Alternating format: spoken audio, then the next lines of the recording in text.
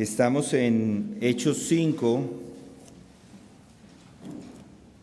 Hechos capítulo 5, versículo 29.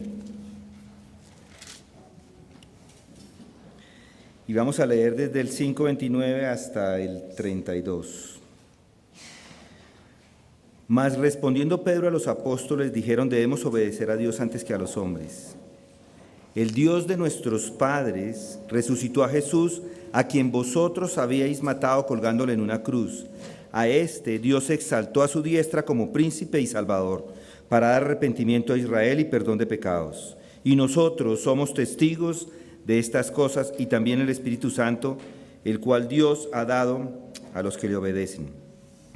Vamos a pedirle al Señor que nos guíe en este estudio con una oración. Señor de gloria, Señor misericordioso, bueno y perfecto, nos acercamos a ti con este clamor, con esta súplica, que escuches esta oración, Señor, que hables por medio de estas palabras a nuestro corazón y transformes nuestro entendimiento y nos ayudes a crecer, Señor. No permitas que ninguna palabra salga de mi boca que sea un error, y si algo dijera, Señor, que no es de acuerdo a tu escritura, que tú lo cambies en el aire y llegue de acuerdo a la verdad que tú tienes en las escrituras, que no sea, Señor, enseñada una mentira. Por el contrario, que sea tu palabra, que sea tu verdad, que sea tu doctrina la que es entendida, aprendida y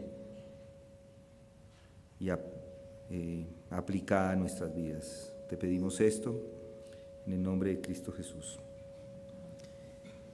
Hoy quiero que revisemos la declaración que encontramos en el versículo 32. La primera parte de ese versículo dice: y nosotros somos testigos de estas cosas.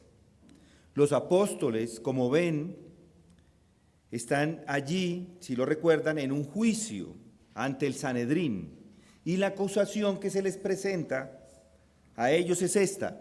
Les dijeron: os dimos órdenes de no continuar enseñando en este nombre, y he aquí habéis llenado a Jerusalén con vuestras enseñanzas y queréis traer sobre nosotros la sangre de este hombre.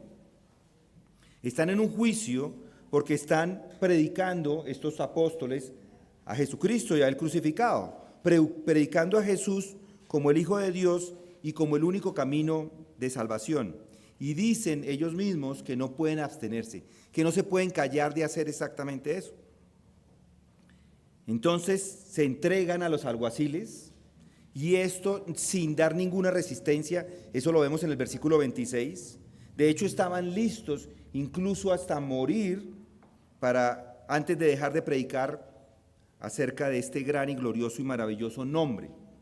Pero ahora quiero que analicemos las palabras del versículo 32. Ellos están ante el Sanedrín, y estos hombres, los apóstoles, son inofensivos, no han roto ninguna ley, no han hecho daño a nadie. De hecho, lo que hicieron fue darle la salud, la fuerza y el vigor a ese hombre cojo, nacido cojo. Lo han sanado, hicieron algo que nadie más podía hacer, lo han hecho ellos. Recuerden, este hombre era un hombre que llevaba 40 años, más de 40 años cojo, y que ahora se regocija, camina, salta y alaba al Señor. Y es por eso que son arrestados más de una vez, y ahora están otra vez frente a este juicio, en este juicio ante el Sanedrín. Pero ellos en ese momento inclusive ven otra oportunidad de predicar a Cristo. Noten el versículo 30. El Dios de nuestros padres resucitó a Jesús, a quien vosotros habíais matado colgándole en una cruz. A este Dios exaltó a su diestra como príncipe y salvador, para dar arrepentimiento a Israel, inclusive a ellos perdón de pecados. Y nosotros somos testigos de estas cosas, y también el Espíritu Santo, el cual Dios ha dado a los que le obedecen. Y es aquí donde quiero que meditemos. Noten, los apóstoles les están hablando a ellos de lo más importante que puede ser para sus vidas ese mensaje, la salvación. Y los de Sanedrín responden de forma hostil. Y la pregunta que nos hacemos es ¿por qué? ¿Por qué estos hombres reaccionaron? ¿Por qué estos líderes reaccionaron como reaccionaron? Y ya sabemos, ellos ya lo habían hecho en el pasado, lo hicieron con Jesús, pero la pregunta es ¿por qué? ¿Por qué ese rencor? ¿Por qué la malicia de los fariseos, escribas, saduceos, los doctores de la ley, el partido herodiano y todos los demás? ¿Por qué? Todos conspiraron contra Jesús, le crucificaron y ahora están haciendo lo mismo con los apóstoles. ¿Qué les pasa a estas personas? Esa seguramente es la mayor tragedia en toda la historia de la raza humana y es lo mismo hoy. Entonces la pregunta que nos hacemos es ¿por qué? ¿Por qué el rechazo? Bueno, hay solamente una respuesta a eso, una respuesta a esa pregunta, y es que estas personas no quieren enfrentar los hechos. Aún viéndolos, cierran sus ojos al verlos. Gracias.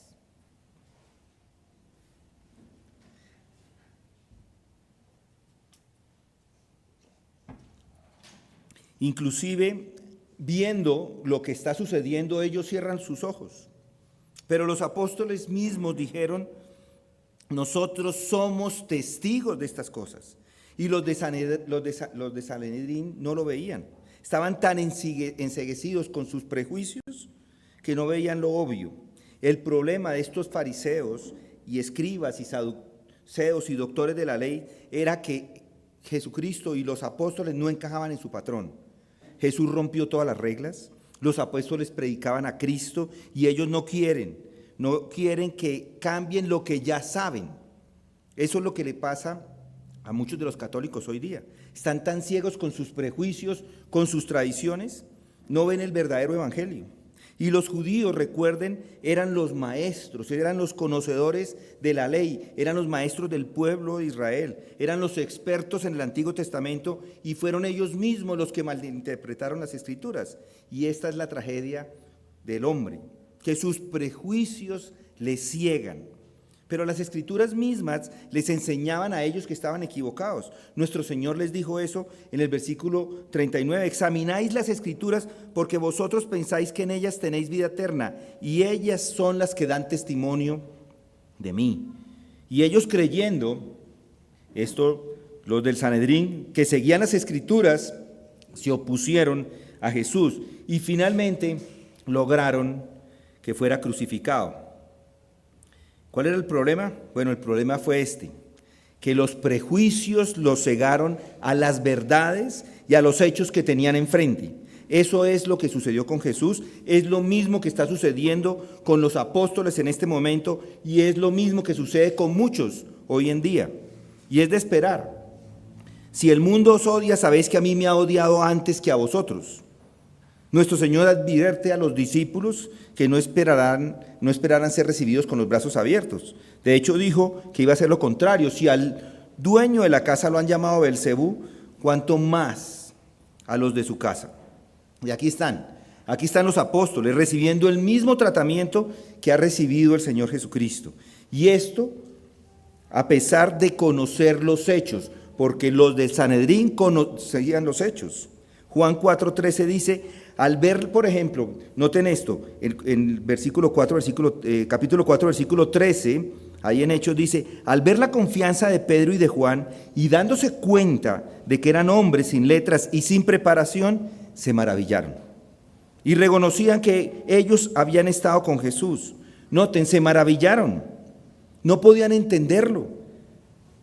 Y aún así, en lugar de mirar los hechos, estaban tan ciegos por sus prejuicios que ni siquiera lo consideraron. Su argumento era que estos apóstoles tienen que estar equivocados, porque no eran fariseos, no son escribas, no son doctores de la ley, son hombres sin letras e ignorantes. Por lo tanto, cualquier cosa que digan esas personas estaba mal. Es imposible que ellos digan algo que a ellos les llene, les satisfaga. Era inconcebible que ellos pudieran tener la razón. Deben estar equivocados con todo lo que están diciendo. Y ese es el argumento. Y si notan, entonces ese prejuicio, no enfrentan los hechos, simplemente tienen los prejuicios acerca de estos hombres. Porque si los aceptan, van a tener que cambiar toda su opinión, toda su actitud, porque tienen que aceptarles y no quieren. Entonces, primero, no aceptan el hecho de que estos apóstoles, sin preparación, son maravillosos. Pero eso no es todo. Hay otro hecho, y es como estos mismos hombres que habían sido encarcelados, esto lo está observando el Sanedrín, estos mismos hombres que han sido encarcelados la noche anterior estaban bajo llave, estaban bajo custodia por los guardias, de repente son liberados por un ángel. Y es más, salen de allí de la cárcel sin ninguna violencia. Y ahora están predicando en el templo. Entonces envían a los soldados, los arrestan, los traen de regreso para ser juzgados de nuevo. Allí están parados frente a ellos y noten que esto es un hecho impresionante, porque salen de la cárcel y esa prueba de salir de la cárcel es algo que también ellos rechazan. Nadie sabe cómo salieron, como invisibles. Para ellos ni siquiera les preocupó cómo fue que salieron. Simplemente los confrontan con su predicación. Debemos, entonces la respuesta de los apóstoles, debemos obedecer a Dios antes que a los hombres. Somos testigos de estas cosas, no podemos quedarnos callados. Debemos hablar, lo hemos visto, somos testigos vivientes. Estamos dando testimonio de algo que hemos visto, que hemos conocido y que hemos probado. Ahora, mis hermanos y amigos, es a esto a lo que quiero llamar su atención, porque la humanidad sigue siendo igual, no hay cambio. El mundo esta noche no está interesado en nuestro Señor, no quieren escuchar nada acerca de Jesús, y si tuvieran el poder, inclusive callarían a aquellas personas que hablaran acerca de Él. Están molestos. El hombre moderno está molesto por esta fe cristiana, por eso se burla, por eso la menosprecia. ¿Y saben por qué la odian? Bueno, exactamente por la misma razón, porque no quieren enfrentar los hechos. Déjenme mostrarles cómo el hombre moderno rechaza los hechos. Lo hacen de la misma manera que lo hicieron los del Sanedrín. El hombre moderno comienza diciendo que para empezar no creen en todos los hechos que están ahí en las Escrituras, pero no los creen. Y no estoy hablando de los ateos en este momento, esos están en otra categoría. Aquí estoy hablando de aquellos religiosos que rechazan los hechos. Ellos juzgan lo que leen y deciden que algunas cosas son hechos reales y algunas cosas no son hechos de lo que encontramos en las Escrituras. Y lo hacen por medio de esta, no es ciencia, de esto que llaman crítica histórica. La crítica histórica se centra en investigar y comprender el trasfondo histórico de los textos bíblicos. Esto incluye el estudio de las culturas, los eventos históricos, los contextos políticos y sociales en los que se desarrollaron los libros de la Biblia, sí. La crítica histórica busca determinar la autenticidad cronológica, la autenticidad de los libros y la fiabilidad histórica de los relatos. Está buscando autenticar lo que está escrito acá. El problema con esto es que son ellos lo que decide qué es real y qué es ficticio. Se supone que es histórico, así se llaman, pero no aceptan ciertos hechos históricos. ¿Y cuáles no aceptan? Cualquier cosa en la Biblia que no se ajuste a lo que ellos creen es real. Por ejemplo, para ellos Jesús es un tipo de hombre, es como un ejemplo de hombre, es como una ilustración de un hombre. Y si hay algo que es inconsistente con lo que ellos creen, que conocen, no lo aceptan y lo rechazan. Y entonces cuando nuestro Señor habla sobre el juicio, el castigo, dicen, entonces no lo creo. El Jesús que yo conozco no diría una cosa así, no podría decir una cosa así, entonces llega a la conclusión de que eso no lo dijo Jesús. Así que la mitad de los hechos son desechados por completo. Y luego con lo que queda, lo que hacen, por supuesto, es explicarlos según sus propias teorías e ideas y según los dictados de su conocimiento moderno. Los milagros, por ejemplo, son imposibles. Ellos no aceptan los milagros. dicen no ocurrieron. Bueno, y entonces, ¿qué hacemos con los milagros que tenemos en los 4 evangelios? Sabemos por el estudio, dicen ellos, de la psicología, que la gente primitiva, esas personas de ese tiempo, siempre estaba lista para creer lo mágico.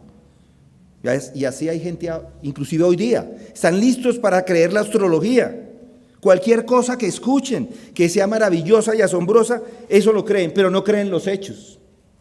Yo los conozco dos así muy cercanos.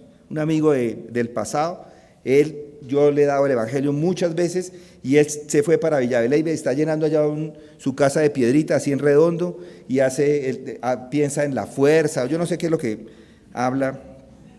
Eso sí lo cree, pero la verdad del evangelio no la cree. También tenemos un pariente que cree, le hemos dado el evangelio 1000 veces y cree en los ángeles. Y yo digo, pero es que no son los ángeles, es Cristo el camino. Pero para esa persona son los ángeles. Solamente los ángeles son los que ordenan todo, controlan todo. Todo lo que sea así asombroso y llamativo es lo que creen, pero la verdad de los hechos no la creen. Y para ellos los apóstoles eran personas muy simples, eran personas primitivas, anticuadas, ignorantes y sin letras. Y por supuesto, como son ellos, ignorantes, sin letras, ellos sí pueden creer en los milagros. Pero como los milagros no pueden ocurrir y la ciencia demuestra que no pueden ocurrir, entonces no son ciertos. Además que no se pueden probar. Y entonces hablan de esta forma y hablan con un dogmatismo como que muchas personas le creen. Y por tanto entonces lo que hacen es que desaparecen los milagros. Así manipulan y retuercen los hechos. ¿Y con qué termina uno? Bueno, con lo que creen que era el Señor Jesucristo, y lo que creen es esto.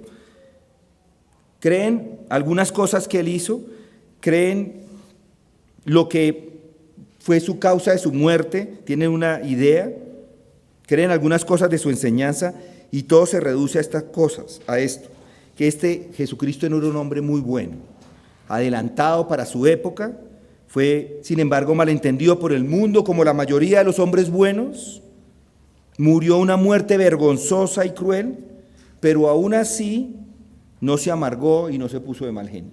Eso es lo que creen. Perdonó a esas mismas personas que lo estaban condenando a la muerte. Jesús es un ejemplo de resistencia pasiva, es un ejemplo de pacifismo.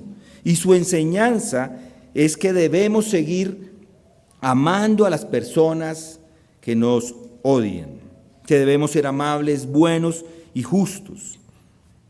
Y que debemos hacer nuestro mayor esfuerzo por cultivar un espíritu amoroso y bueno. Eso dicen es el cristianismo. Bueno, ahora, ¿qué hacemos con la iglesia? ¿Cómo se explica la historia de la iglesia? ¿Cómo se explica el origen de la iglesia cristiana? ¿Cómo podemos explicar la iglesia pensando en que ese es el inicio de la iglesia? Si eso es cierto, si Jesucristo solamente es un hombre bueno, eso no puede llevar al origen de la iglesia, no puede ser. Y lo que estamos haciendo nosotros para encontrar cuál es el origen de la iglesia es estudiar el libro de Hechos. Ya lo hemos visto, en el libro de Hechos de los Apóstoles está la respuesta. El cristianismo no es una simple enseñanza, no es filosofía, no es un punto de vista, no es simplemente una actitud para la vida. Es principalmente, ante todo, algo que ha ocurrido en la historia, en el mundo. Somos testigos de esas cosas. Esto es lo que ha hecho surgir y lo que ha mantenido a la iglesia por los siglos. Hechos reales, hechos que sucedieron en la historia. Mire a estos apóstoles, estos hombres por los cuales comienza la iglesia y que la iglesia se mantiene por el largo de los siglos, están predicando y están hablando de los hechos y ellos no lo niegan, no lo pueden negar. ¿Qué predicaron? ¿Qué enseñaron los apóstoles? Estos hombres eran ignorantes, eran hombres sin letras. Estos eran hombres que ni siquiera ellos mismos podían armar unas teorías o ideas filosóficas o políticas. No, ellos habían estado al lado del Señor Jesucristo. No eran hombres que escribieran poesía o tuvieran experiencias maravillosas, místicas. Eran pescadores, hombres comunes y corrientes, que lo que hicieron fue reportar los hechos. Fueron testigos de esas mismas cosas. No tienen nada más que decir, en cierto sentido, excepto ciertos eventos que han ocurrido y el significado de esos eventos y la importancia de esos eventos. Pedro se los dijo a sus lectores en la segunda carta, al final de sus años.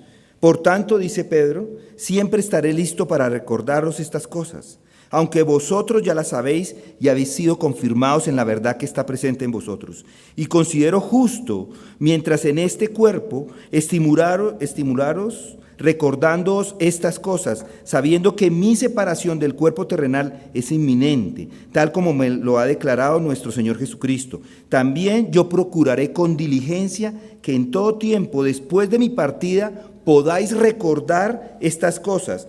Dice él, porque cuando os dimos a conocer el poder y la venida de nuestro Señor Jesucristo, no seguimos fábulas ingeniosamente inventadas, sino que fuimos testigos oculares de su majestad. Ahí lo tienen. Noten esa frase, no fábulas ingeniosamente inventadas. Estos apóstoles no predicaron teorías, no predicaron cuentos de hadas, no eran novelistas que tenían una gran imaginación y que tomaban a un simple campesino y lo convertían en un maravilloso maestro religioso. Eso es lo que hace el mundo. Pero estos hombres no hicieron esto, dice Pedro. Somos incapaces de eso. No tenemos fábulas ingeniosamente inventadas. Somos reporteros de los hechos. Somos testigos oculares. Siempre lo estamos diciendo. Simplemente era lo que siempre hacían, reportando lo que habían visto, oído, sus ojos y sus oídos. Ahora lo tienen pocas palabras y nosotros, dice, somos testigos de estas cosas.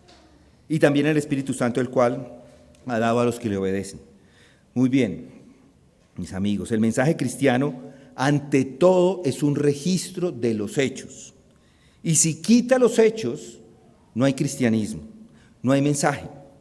Eso es enteramente una cuestión de hechos. Y eso es lo que estoy tratando de demostrar esta noche. Jesús estuvo en medio de nosotros y curó enfermos, controló el clima, alimentó a las multitudes. Eso es un hecho histórico, tan histórico como que Simón Bolívar trajo la libertad a Colombia. Estas cosas son hechos. Y estos apóstoles eran hombres muy honestos. Más tarde, algunos de ellos escribieron los evangelios.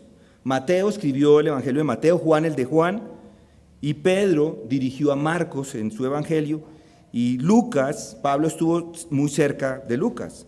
Y estos hombres son muy honestos. Si lee los 4 evangelios, encontrará que estos mismos apóstoles tropezaron, murmuraron, se quejaron, cayeron en todo tipo de errores y equivocaciones y no lo entendían. Solamente lo entienden todo hasta después de la resurrección y especialmente después de lo que sucede el día después de Pentecostés. Habían pensado que Jesús era solo un hombre, como todos los demás, y cuando murió en la cruz quedaron, si lo recuerdan, absolutamente destrozados. Ellos mismos lo dicen, habían esperado que el Mesías fuera esta gran figura militar que lo liberara de la tiranía y la esclavitud de Roma y restableciera a Israel como la mayor nación militar del mundo. Y no lo había hecho. Fue crucificado en un madero y quedaron completamente destrozados. Pero después de la resurrección y después del bautismo del Espíritu Santo, ellos entienden todo. Y ahora dicen, nosotros somos testigos de todas estas cosas. ¿Y cuáles son estas cosas? Esa es la pregunta. ¿Qué es el cristianismo? Yo le pregunto a usted, ¿cree en los hechos? De pronto ha leído acerca de los hechos, algunos de ellos, pero no ha comprendido su significancia e importancia. No está cautivado, atrapado por ellos como estos hombres estaban.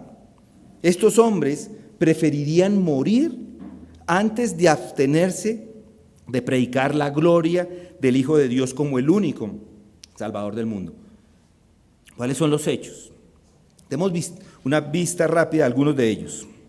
Pedro, Santiago y Juan y los demás habían estado con Jesús, lo habían conocido, y desde el principio sintieron algo extraño e inusual en él. Sintieron su autoridad, sintieron que él no era un mero carpintero, porque vino como un hombre con todo el conocimiento de la ley, el conocimiento del mundo, pero nunca había estado en una academia. No era un dignatario romano versado en leyes y el gobierno. No, era un Galileo ordinario, solo un carpintero, conocido como el hijo de María y de José. Y los apóstoles eran solo pescadores. Y un día estaba allí Pedro, sus hermanos, reparando las redes del barco con el que trabajaban, barco con su padre inclusive. Este extraño hombre viene y les dijo: sígueme. Se levantaron y dejaron todo, dejaron al padre, dejaron el negocio, dejaron las redes y lo siguieron. Y luego otro hombre, Mateo, estaba sentado recaudando los impuestos, era un publicano, un judío que trabajaba para los romanos cobrando los impuestos, era enemigo de los judíos. A este también pasó Jesús enfrente y le dijo: sígueme. ¿Y qué pasa? Lo siguió. Ellos sintieron algo extraño e inusual en él y le siguieron. En otra ocasión, Jesús una tarde le pide a Pedro, Santiago y a Juan que subieran con él al monte. Ellos fueron con él y cuando llegaron a la cima, de repente él fue transfigurado frente a ellos. Su rostro comenzó a brillar, incluso su ropa comenzó a brillar. Había un resplandor que salía de él desde su propio cuerpo, por así decirlo. Todo lo concerniente a Jesucristo brillaba de tal manera que nada en la tierra podría haber producido un brillo así. Fue transfigurado ante ellos. Nunca estas personas habían visto nada igual en sus vidas. Una nube los cubrió y de repente escucharon una voz que salía de la nube que decía: este es mi Hijo amado, en quien tengo complacencia, a él escuchar. Estos habían visto en Jesús alguien de repente transformado y transfigurado. Y habían visto algo de la gloria eterna que salía de él. Habían visto esto y son testigos de estas cosas. ¿Ven? Esto es el cristianismo. Son los hechos. No lo que el hombre moderno, inteligente, dice que es el cristianismo, ya sea un obispo o cualquier otra cosa. No. Es esta persona, es esta bendita persona, este impacto que tuvo sobre estos hombres a través de quienes comenzó el cristianismo. ¿Y recuerdan ese día que los iban a arrestar? Miró a Judas, quien estaba liderando la turba para arrestarlo, y dijo: ¿a quién buscan? Y tan pronto como los dijo: yo soy, retrocedieron y cayeron al piso. Y él no tenía ni una espada, no tenía una pistola, no habían pistolas en esa época, pero estaba completamente desarmado. Y sin embargo, cuando los soldados armados con espadas, garrotes, vienen a arrestarlo, mientras habla retroceden y caen al suelo. ¿Qué es esto? ¿Quién es este? Ellos dicen: somos testigos de estas cosas. Y luego, por supuesto, sus obras. Lea los 4 evangelios y va a ver todo lo que él hizo. ¿Cómo explica que un carpintero como este haya tenido el efecto que ha tenido en todo el mundo y en el curso de la historia? ¿Cómo lo explica? Se decía él que no tenía educación. ¿Cómo puede enseñar entonces? Y no había recibido ningún entrenamiento. No fue entrenado como fariseo, sino como carpintero. Y sin embargo, conoce la ley. Y luego, todas estas demostraciones extraordinarias de ese poder divino, Juan las llama señales, son milagros, principalmente destinados a autenticar su persona, para que el mundo sepa quién es él. Él mismo usó ese argumento más tarde, estaba tratando con los judíos que no creían con él y dice: aunque no crean en mis palabras, créenme por mis obras. ¿Recuerdan? Enfrenten los hechos. Y los apóstoles son testigos de estas cosas. Pedro, si notan, fue testigo de algunas de estas. Una ocasión cuando él y algunos de sus compañeros salieron a pescar una noche, ¿recuerdan? Y regresaron por la mañana no han cogido nada. Estaban trabajando muy duro en la noche y eran pescadores. Ni un solo pez. Y nuestro Señor se dirige a ellos y les dice que qué les había pasado. Y ellos le dijeron, pues hemos estado trabajando toda la noche y no hemos atrapado nada. Muy bien, Él les dijo, echad la red para el otro lado. Esto, si ustedes, nosotros no somos los grandes pescadores, pero un bote que sea derecha o sea de izquierda, ¿qué diferencia hay? No hay ninguna diferencia. Y ellos estaban echando la red y para un lado y para el otro, y luego la echan para el otro lado y simplemente no podían meter la red con todos esos peces dentro del barco. Se rompía la red. Tantos peces que se rompía. ¿Cuál fue el efecto? ¿Cuál fue el efecto en Pedro? Un experto pescador. Él sabía, él conocía ese oficio. Pero el efecto de este Pedro, que es un hombre muy valiente, no le tenía miedo a nadie, cuando vio esto lo entendió y fue a nuestro Señor y le dijo, apártate de mí, porque soy hombre pecador. Él reconoce en ese momento el poder sobrenatural más allá del humano, algo divino. Y si leemos los 4 evangelios, esas son las frases que encontramos por todas partes. Y cuando obraba un milagro, ¿qué hacían? Glorificaban y magnificaban el nombre de Dios, que tal poder le haya sido dado a un hombre, era lo que hacían. Y estos apóstoles eran testigos de estas cosas. Les estaban diciendo a ellos que no prediquen más en su nombre. Es una hipótesis monstruosa, que no prediquen más en su nombre cuando ellos han sido testigos de todas estas cosas. Hemos visto la demostración de su poder divino y luego su enseñanza, ¿cómo lo podemos dejar? ¿Recuerdan lo que dice al final del Sermón del Monte? Todos quedaron impresionados por la autoridad con la que hablaba Jesucristo. Cuando terminó de predicar, la gente se volvió hacia los demás y dijo, este hombre habla con autoridad, no como los fariseos y los escribas. Los fariseos y los escribas, ¿qué hacían? Ellos citaban autoridades, pero este hombre hablaba con autoridad. Ellos citaban a Gamaliel, a Gilel y todo eso, estaban discutiendo y citando autoridades como hoy, citándose unos a otros, y ese es en la academia, todo el tiempo está citándose, y inclusive aquí en el seminario les pedimos que citen a las personas cuando van a decir algo. No, este hombre hablaba con autoridad, un hombre que habla con autoridad, no como los fariseos y los escribas. Todos quedaron impresionados por esto. ¿Recuerdan que un día enviaron soldados para arrestarlo y vinieron sin él? Y las autoridades dijeron, ¿dónde está el prisionero? ¿Por qué lo han traído? Y no pudieron dar respuesta. Nunca un hombre, dijeron ellos, habló como este hombre. Había algo en él, tenía autoridad. Él hizo afirmaciones tan asombrosas como estas. El Padre y yo somos uno. Antes que Abraham fuese, yo soy. Lea los registros, mis queridos amigos. No hablen sobre el cristianismo, lean el registro, lean los hechos, obtengan los hechos. No es su opinión, obtengan los hechos y luego sí comiencen a hablar. ¿Recuerdan lo que pasó en Cesarea de Filipo? Nuestro Señor se vuelve hacia los apóstoles una tarde y les dice, ¿quién dicen los hombres que soy yo?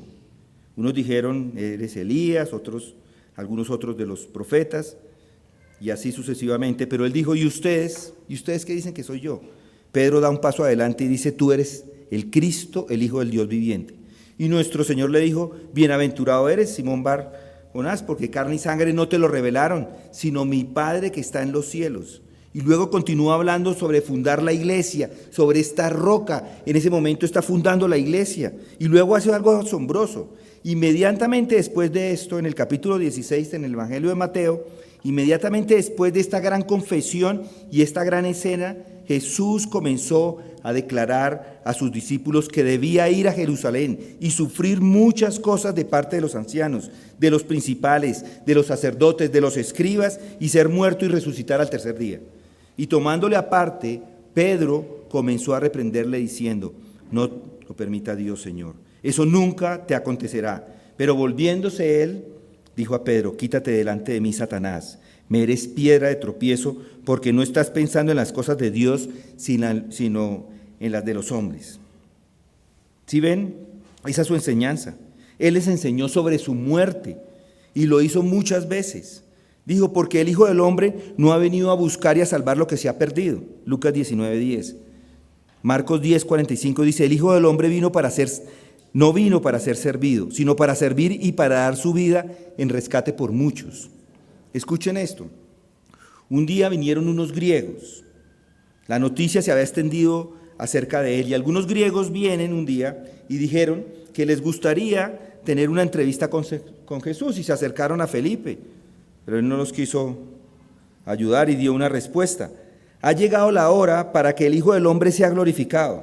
En verdad os digo que si el grano de trigo no cae en tierra y muere, se queda solo, pero si muere produce mucho fruto. Escúchenlo más tarde. Ya está aquí el juicio de este mundo. Ahora el príncipe de este mundo será echado fuera. Y yo, si soy levantado de la tierra, esa es la referencia a la crucifixión, atraeré a todos a mí mismo. Y escuchen lo que sucede antes de esto, inclusive. Aquí está orando a su Padre en Juan 12:27. Ahora mi alma se ha angustiado. ¿Y qué diré, Padre? Sálvame de esta hora, pero para esto he llegado hasta ahora. Padre, glorifica tu nombre. Estos hombres habían presenciado todo esto. Estos hombres habían escuchado todas estas verdades. Entonces vino una voz del cielo y le he glorificado y de nuevo le glorificaré. Por eso la multitud que estaba allí lo oyó. Decía que había sido un trueno. Otros decían, un ángel le ha hablado. Respondió Jesús y dijo, esta voz no ha venido por causa mía, sino por causa de vosotros. Juan 12:28 y 30. Esa es su enseñanza. Y dijo, y como Moisés levantó la serpiente en el desierto, así es necesario que sea levantado el Hijo del Hombre, para que todo aquel que cree tenga en él vida eterna. Juan 3:14. Él dijo también, mas no ruego solo por vosotros, sino también por los que han de creer en mí por la palabra de ellos, para que todos sean uno, como tú, oh Padre, estás en mí y yo en ti, que también ellos estén en nosotros, para que el mundo crea que tú me enviaste. La gloria que tú me diste les he dado, para que sean uno, así como nosotros somos uno. Yo en ellos y tú en mí, para que sean perfeccionados en unidad, para que el mundo sepa que tú me enviaste y que los amaste tal como me has amado a mí. Padre, quiero que los que me has dado estén también conmigo donde yo estoy, para que vean mi gloria, la gloria que me has dado, porque me has amado desde antes de la fundación del mundo. Oh Padre justo, esta es la oración de Jesús. Aunque el mundo no te ha conocido, yo te he conocido y estos han conocido que tú me enviaste. Yo les he dado a conocer tu nombre y lo daré a conocer para que el amor con que me amaste esté en ellos y yo en ellos. Noten esas palabras. ¿Cómo ellos iban a negar predicar si eso es lo que estaban viviendo al lado de Jesús? De estas cosas eran testigos y luego presenciaron su juicio, la injusticia de su juicio. Pedro había entrado escondido porque recuerdan, quería oír y sin embargo lo negó porque temía ser matado con él, pero había escuchado estas cosas y nunca las olvidó. Había escuchado a este carpintero Jesús razonando y discutiendo con Poncio Pilato y hablando sobre su reino. Aquí está, un representante del emperador romano, del gran imperio romano, de ese gran sistema de gobierno, pero que aquí está un hombre común, como si estuviera ante él y dice, mi reino no es de este mundo. Y él dice, no tendrás autoridad sobre mí si no te fuera dada de arriba, le dice al gran emperador del mundo. Él habla con autoridad, habla como un rey, y ellos lo habían escuchado. Bien, aquí están los apóstoles frente a este gran Sanedrín, a este gran tribunal, y ellos le dicen, os dimos órdenes estrictas de no continuar enseñando en este nombre, y aquí habéis llenado a Jerusalén con vuestras enseñanzas, y queréis traer sobre nosotros la sangre de este hombre. Pero recuerden a Pilato. Pilato ya había reaccionado con estos judíos. Él intentó, antes de crucificarlo, liberar a Jesús y ellos dijeron, no. Bueno, Pilato dijo, yo soy inocente. ¿Recuerdan? Se lavó las manos. Vuestra sangre sea sobre vosotros mismos, les dice Pilato. Y ellos dijeron, está bien, ¿Estamos dispuestos a aceptarlo? Su sangre sea sobre nosotros y sobre nuestros hijos. Lo toman sobre sí mismo y ahora lo que están haciendo es oponerse a estas cosas. Esto es ridículo. Eso siempre sucede con la incredulidad, es contradictoria. Estos hombres que han escuchado todas estas cosas y finalmente han sido testigos de su muerte en la cruz, sabían que eso no fue un accidente, sabían que había propuesto firmemente ir a Jerusalén, intentaron detenerlo, lo advirtieron y dijeron no, y él dijo, debo. Es imposible que un profeta muera en Jerusalén, pero él igual fue allá, deliberadamente continuó, y continúa, va deliberadamente allí, y es clavado en un árbol, o en el madero. Elí, Elí, lema sabactani. Esto es, Dios mío, ¿por qué me has abandonado? Y esta es la cita al Salmo 22. Léalo en esta semana. Y luego lea cualquiera de los relatos acerca de la muerte de nuestro Señor Jesucristo en la cruz, en el Monte Calvario, y encontrará que en la cruz Él estaba dando cumplimiento literal a los detalles escritos de esa manera. En el Salmo 22 cita las palabras, Dios mío, ¿por qué me has abandonado? Ellos habían escuchado todo esto y luego murió con una rapidez en este proceso de muerte lento, pero cuando fueron ya lo encontraron muerto y todos los soldados se sorprendieron que muriera tan pronto. Uno de los soldados pone una lanza, lo clava en el costado y le sale agua y sangre. Estas son evidencias históricas. Fue una muerte real, fue sepultado y la tumba estaba vacía y resucitó. Luego recuerdan cómo se les apareció en la habitación a estos hombres. En la sala superior después de la resurrección estaban llenos de asombro, pero Él los llevó a través de las Escrituras y los reprendió. Y recuerdan el camino de Emaús, habían dos de ellos que iban de viaje a un lugar allí llamado Emaús, estaban muy abatidos, muy tristes conversando y Jesús se les apareció y les habló y les contó, ellos le contaron las cosas que acababan de suceder, entonces Él les dijo, ¿qué cosas?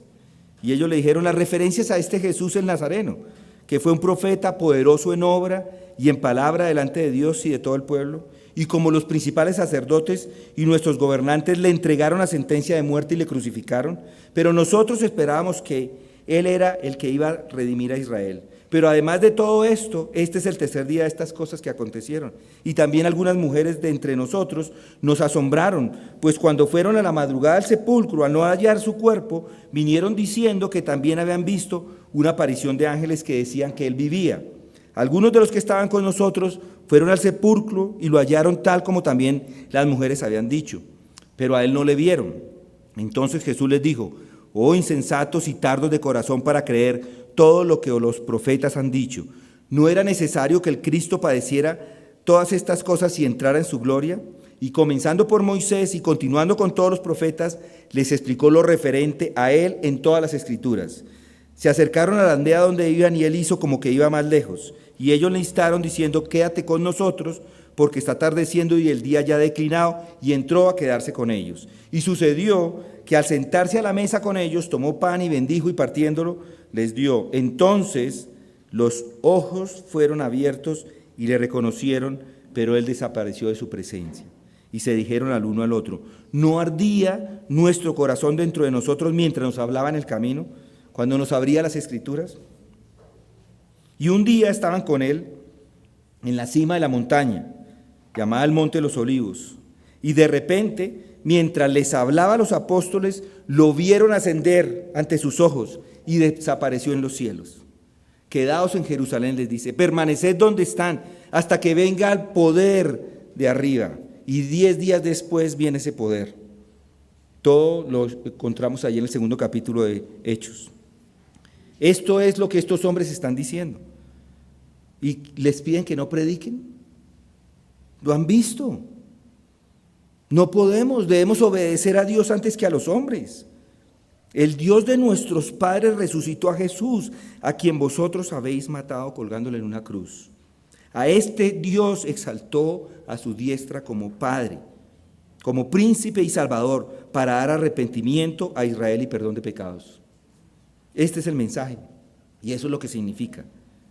¿No se dan cuenta que estos hechos son los que dan testimonio? Estos son los hechos que prueban quién es Él. Estos son el cumplimiento de las profecías del Antiguo Testamento.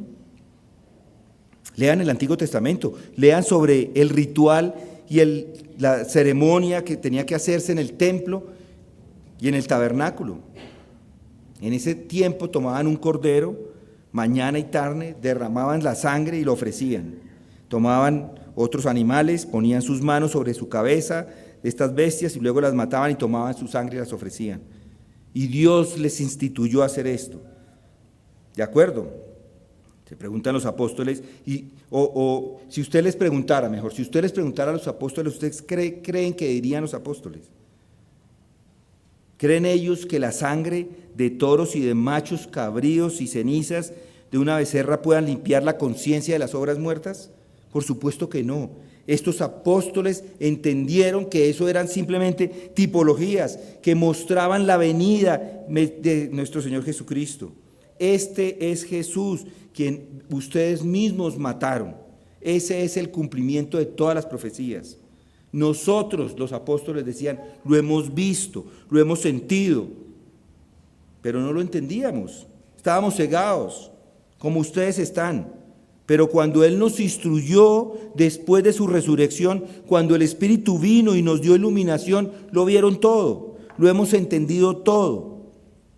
Eso es lo que significa, es que Él es el príncipe y salvador. Dijeron como Juan el Bautista, este es el Cordero de Dios que quita el pecado del mundo. ¿No lo ven? ¿No ven que es el Cordero al que apuntan todos los otros corderos? ¿No ven que Él es el sumo sacerdote y la ofrenda al mismo tiempo? ¿No ven que Dios está en Él reconciliando al mundo consigo mismo? Solo Él puede dar la salvación, solo puede Él darnos el arrepentimiento y la remisión de pecados. No hay otro camino por el cual un hombre pueda ser salvo y es de esto lo que están predicando estos hombres. No hay otro fundamento que se pueda establecer. No se puede poner otro fundamento sobre Cristo. Y estos hombres continúan predicando. Y yo entonces hoy quiero hacerle una pregunta. ¿Qué significa todo esto para usted? Estas cosas que he estado hablando, estos hechos, estos eventos históricos, ¿qué significan? Tiene que llegar a una decisión sobre ellas. No puede deshacerse de ellas. Y yo le digo que no existiría la iglesia cristiana sin ellos. Es la única explicación del origen y la continuidad de la iglesia cristiana. Este es el mensaje cristiano, es un mensaje de hechos. Pero la pregunta es, ¿qué significan para usted? ¿Alguna vez se ha enfrentado a estas verdades?